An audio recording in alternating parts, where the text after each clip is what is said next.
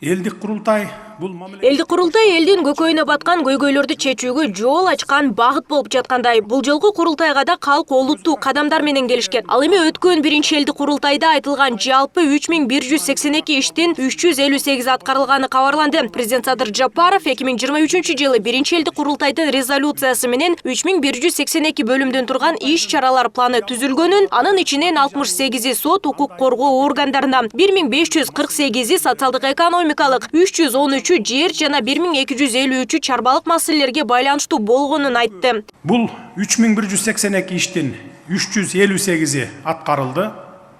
2200 аткарылууда турат.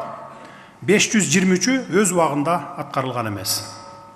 Аткарууда турган пункттар аягына чейин жеткирилет жана толугу менен ишке ашырылат. Бир катар маселелерди аткарууга убакыт талап кылынууда, ошондуктан алар боюнча тиешелүү иштер жүрүп жатат.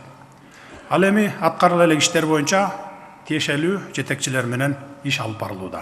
Мамлекет башчысы ошондой эле коррупцияга каршы аеосуз күрөш уланат жана мындан ары да күчөтүлөрүн айтты. Коррупция бул биздин элдин гана эмес, бардык мамлекетибиздин балеси деп атады. Анын артынан өлкө 30 жылдан бери өнүкпөй, белгилүү бир жарандар гана байып, карапайым эл көр тиричилик менен гана күн өткөрүп калганын белгиледи. Мындан улам коррупцияга каршы иш чаралар катуу жүрүп жатат, деди президент. Коррупция менен күрөшүү бул бир жолку аракет эмес, бул туруктуу аракет болушу керек. Коомдун бардык деңгээлдеринде коррупцияны алдын алуу үчүн биз дайыма сак болушубуз керек. Айрым аткаминерлер тарабынан дагы деле инвесторлордун ишине тоскоолдук, паракорчулук, лоббизм байкалууда. Бул көрүнүштөрдүн баарын өлкөнүн имиджине зыян келтирет. Ошого байланыштуу коррупцияга каршы аеосуз күрөш уланат жана мындан ары дагы күчөтүлөт. Аны менен катар Кытай, Кыргызстан, Өзбекстан темир жолунун курулушу келерки жылы башталаары маалымдалды. Долбоордук техникалык экономикалык негиздемеси даярдалып бүткөнүн, бул жолдун салынышы өлкөнүн бардык экономикалык тармактарына таасир этери белгиленди. Кудай буюрса, жакында Кытай, Кыргызстан, Өзбекстан темир жолунун курулушу башталат. Темир жолдор аркылуу Кытайдан Кыргызстан, Өзбекстан аркылуу Афганистанга транзиттик жүк ташыган контейнерлерди ташуунун пилоттук долбоору улантылат. Ошондой эле Иран, Түркменистан, Өзбекстан, Кыргызстан пилоттук контейнердик поездин ишке киргизүү маселеси каралууда. Жогоруда белгиленген демилгелер жана ишке ашырылып жаткан долбоорлор Кыргызстандын тышкы дүйнө менен транспорттук логистикалык коммуникациянын жаңы деңгээлине чыгышына мүмкүндүк берет деп ишенемин. Кыргызстандын жарандарына салык төлөөнүн маанилүүлүгүн дагы бир ирет белгилейм. Бул тууралуу президент Садыр Жапаров экинчи элдик курултайда сүйлөп жатып билдирди. Анын айтымында салыксыз элдин социалдык бакубаттуулугу жогорулабайт. Аны менен катар эл инвесторлорго болгон мамилесин дагы өзгөртүшү керектигин баса белгиледи. Көмүскө экономиканын анча-мынча бөлүгүн ачыктоонун аркасында биз пенсияларды, жөлөк пулдарды, эмгек акыларды масштабтуу жогорулатууга, болуп көрбөгөндөй сандагы социалдык объектилерди курууга жана жүздөгөн километр жаңы жолдорду салууга жетиштик. Салыксыз биздин бейпилдигибизди камсыздаган күчтүү армия болбойт. Жарандардын социалдык бакубаттуулугу жогорулабайт. Сапаттуу медицина жана татыктуу билим да болбойт. Ошондуктан салыктарды милдеттенме жана мажбурлоо катары эмес, өлкөнүн өнүгүшүнө болгон маанилүү салым катары карашыбыз керек. Башка сөз менен айтканда салык эмес, салым катары кабыл алышыбыз керек.